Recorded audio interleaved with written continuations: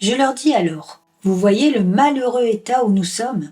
Jérusalem est détruite et ses portes sont consumées par le feu.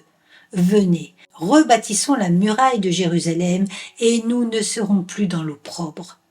Néhémie chapitre 2 verset 17.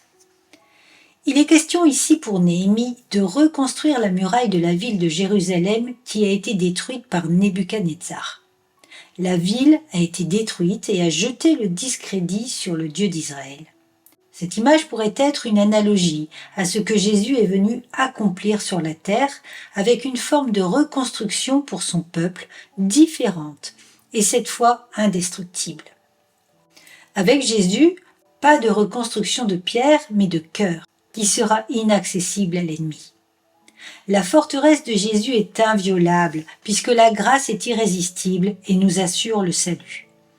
Dans ce passage de Néhémie, il est dit « Venez, rebâtissons la muraille de Jérusalem et nous ne serons plus dans l'opprobre », ce qui signifie dans la honte.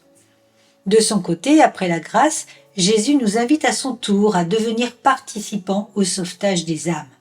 Il proclame dans Matthieu chapitre 28 au verset 19 « Allez, faites de toutes les nations des disciples, les baptisant au nom du Père, du Fils et du Saint-Esprit. » Il y a un appel à la participation pour la reconstruction, mais ici, il s'agit des âmes et non des murs.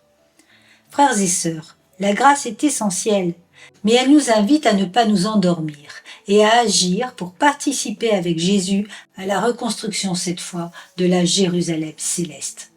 La reconstruction de la muraille invisible par Jésus nous permet d'avoir une perception tellement plus profonde de qui nous sommes et de qui est notre glorieux Seigneur. Si les murs sont périssables, nos âmes ne le sont pas, et c'est elles que Jésus est venu régénérer et protéger pour toujours de toute destruction.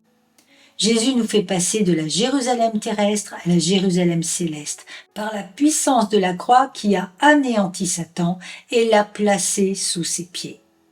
Alors ensemble, d'un même esprit, touchés par la grâce, participons à la reconstruction divine pour la gloire de notre Père céleste.